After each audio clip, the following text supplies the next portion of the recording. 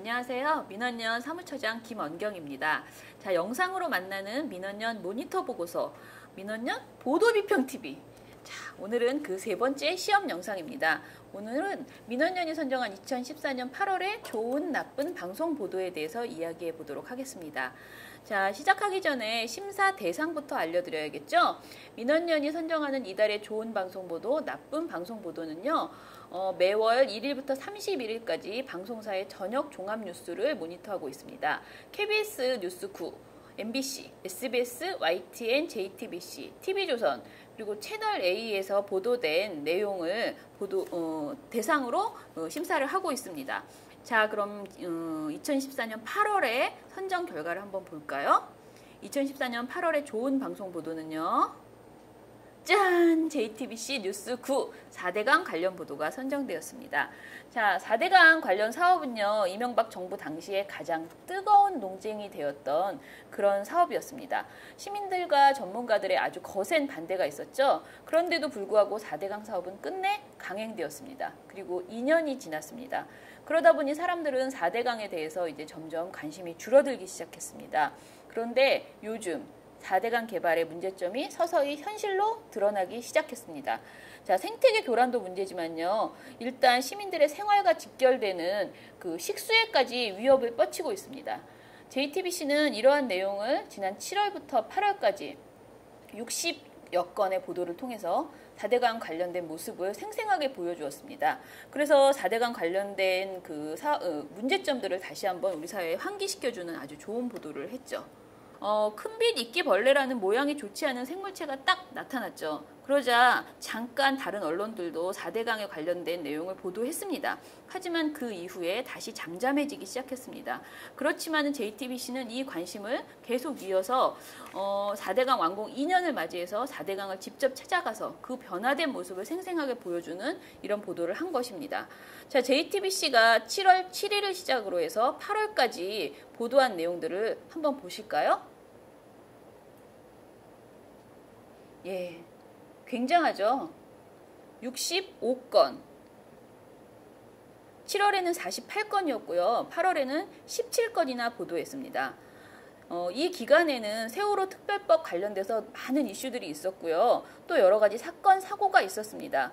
이런 상황에서도 JTBC가 4대강 이슈 추적을 계속 한 것은요, 굉장히 집요한 노력이었다고 이렇게 평가할 수 있겠습니다. 네, JTBC의 4대강 관련 보도, 양적인 부분만 좋다는 게 아닙니다. 질적인 측면에서도 매우 우수했습니다. 7월에는요, 큰빛 이끼벌레 창궐에 대해서 다른 방송들이 표면적인 현상만 다루는 그런 리포트를 했는데 JTBC는 그 큰빛 이끼벌레의 정체, 그리고 그것이 인체나 생태계에 끼치는 영향이 무엇일지 심층적으로 다루는 보도를 했습니다. 그리고 8월에는요, 4대강 녹조 현상과 식수원의 오염을 의혹이 있는 것들을 이제 보도를 했고요.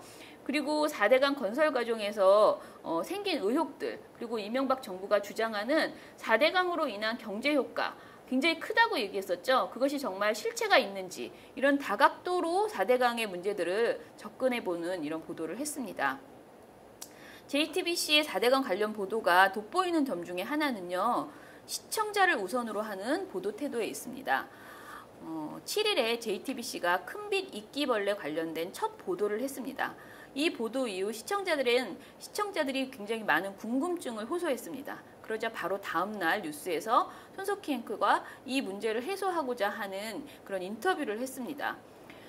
그리고 영상 뉴스라는 매체의 특성을 10분 활용해서 시청자들에게 4대강의 실체를 더욱 생생하게 보여준 점도 매우 인상적이었습니다. 잠수 자격증이 있는 기자가 물속에 들어가서 그 실체를 직접 보여주기도 하고요.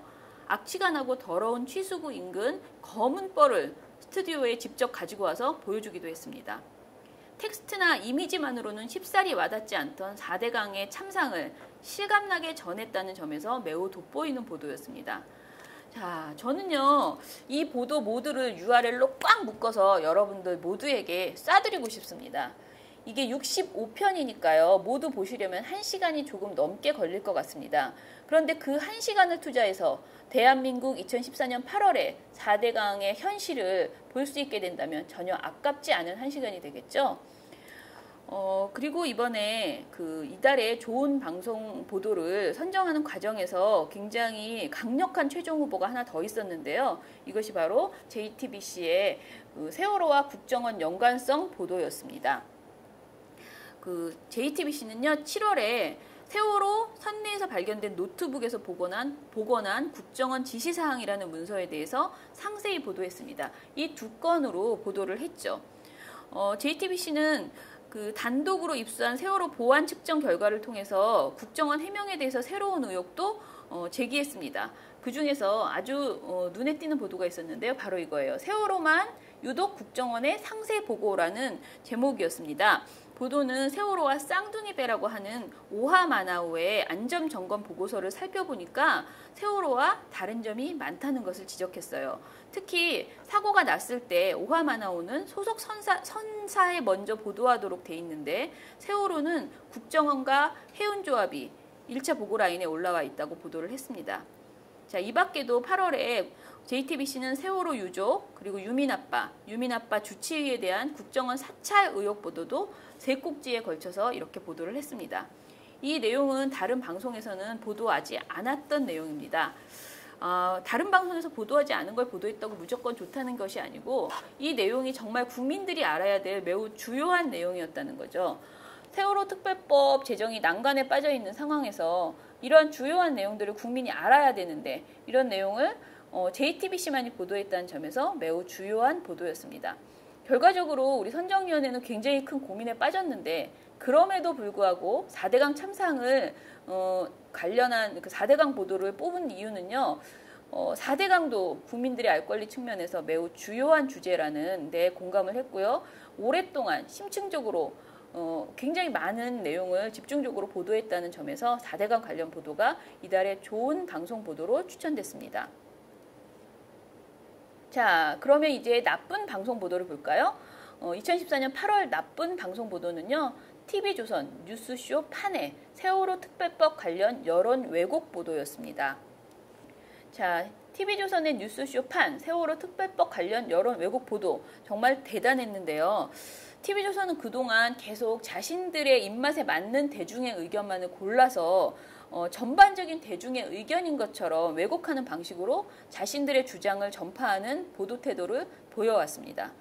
하지만 이번에는 정말 굉장히 문제가 심각했는데요. 왜냐하면 자식을 잃은 슬픔을 견디면서 생명을 걸고 자식의 죽음의 원인을 밝혀달라고 하는 부모에 대해서 이처럼 악질적인 비판을 가하는 보도를 한 것은 아무리 언론이지만 정말 비판받고 정말 규탄해야 될 그런 내용들이었습니다.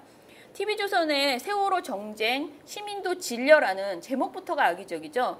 이 보도를 한번 직접 보시죠.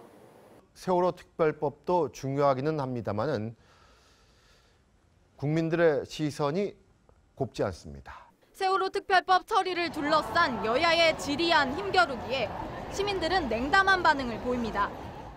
국민들이 볼 때는 거의 민생은 뒷전이고 자기네들 생각만 앞세워서 나가려는 것 같고요.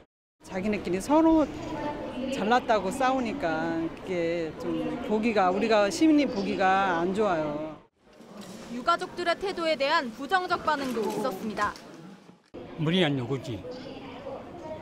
너무 과해요. 노질 갖다가 해달라 그러고. 물론 내 새끼를 잊어버렸으니까 마음은 아파. 진짜 아프지만 나라 사정도 봐야 되고.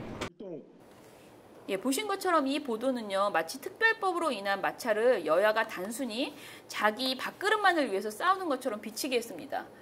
그리고 진상규명을 통해서 재발 방지를 막고자 하는 유가족들의 모습을 이기적인 그런 요구인 양 비치게도 했고요. 세월호 특별법 때문에 M1 국민들이 먹고 살기 힘들어지고 있다는 식으로 그렇게 또 비치게 했습니다. 이런 보도 태도는요. TV조선의 한 코너인 SNS 리포트라는 방송에서도 확인할 수 있습니다. 자, 그럼 SNS 리포트도 한번 보실까요? 최근 알려진 김 씨의 과거사에 대해 네티즌들 아빠 자격 없다, 양육비를 보내지 못했다는 건 구차한 변명이라며 도덕적 양심을 이야기합니다. 김 씨 둘째 딸의 좋은 아빠였다라는 해명에도 아이가 정치적으로 이용되지 말아야 한다라는 반응입니다. 반대 의견도 상당합니다. 오히려 더 못해줬기 때문에 한이 맺힌 거다. 부모 장례식 때 잘못한 자식이 더 우는 것이랑 같다. 자, 이 보도에서는요, 반대 의견도 함께 소개하고 있기는 합니다. 하지만 전반적으로 유민 아빠에 대한 부정적인 의견을 더 비중 있게 다루었습니다. 내용도 굉장히 악랄한 그런 그 발언들만 담았습니다. 자, 그 다음에 또 다른 SNS 리포트도 있었는데요. 배우 이산의 유민 아빠에 대한 비난 발언을 네티즌들이 어떻게 보고 있는지 묻은 그런 보도였습니다. 이 보도 역시 반대 의견도 조금 있었어요. 하지만 이 반대 의견이라는 것이 참사로 이성을 잃은 상황에서 욕설이 나온 것이다. 이산이 배우로 유명해지려고 자극적인 발언을 한 것이다. 라는 등의 핵심에서 벗어난 한마디로 반대라고 보기 어려운 그런 내용들을 나열했습니다. 사실 국민들이 이 이산의 그 발언에 대해서 매우 비판했죠. 그런데 이런 내용은 전혀 담기지 않았습니다. TV조선의 보도가 문제가 되는 것은요. 대중에게 객관성과 신뢰성을 얻을 수 있는 뉴스라는 탈을 쓰고 지금 TV조선이 진실이 아닌 것을 진실인 듯 보도하고 있다는 것입니다. 그리고 여론을 전하겠다는 그런 명분 아래 자신들의 주장을 굉장히 공고히 하는 데 있죠. 물론 진전이 없는 세월호 특별법 제정 소식 때문에 실제로 좀 지친다라고 말하는 사람도 있을 수 있습니다. 하지만 여전히 많은 시민들이 광화문 농성장을 찾아서 단식에 동조하고 있고요. 유가족이 바라는 세월호 특별법의 제정을 함께 염원하고 있습니다. 그리고 국민들이 제대로 된 세월호 특별법 필요성을 절실히 깨닫지 못하는 가장 큰 이유가 뭘까요? 바로 언론 때문입니다. TV조선 같은 그런 언론 때문이죠. 이런 언론이 세월호 특별법의 의미를 제대로 전달하지 않고 필요감만을 강조하고 있기 때문에 국민들이 공감하지 못하는 것도 있습니다. 그런데 TV조선은 이런 상황에서 자신들의 입맛에 맞는 의견들 위주로 화면에 담아내고 바로 이것이 여론이다라고 주장하고 있습니다.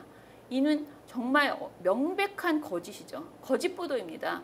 민원연은 민심을 조작해서 세월호 특별법 제정의 동력을 꺾으려는 악질적인 의도를 보이고 있는 TV조선의 여론 왜곡 보도를 이달의 나쁜 방송 보도로 선정했습니다. 예, 그리고 만만치 않게 나쁜 보도가 또 있습니다. 이 보도는 나쁘다고 하기보다는 해괴한 보도, 이상한 보도, 황당한 보도라고도 할 수 있는데요. 바로 채널A 종합뉴스에서 보도한 김정일 사생활 관련 보도였습니다. 제목 한번 보실까요? 별장서 2, 3일마다 자고 갔다.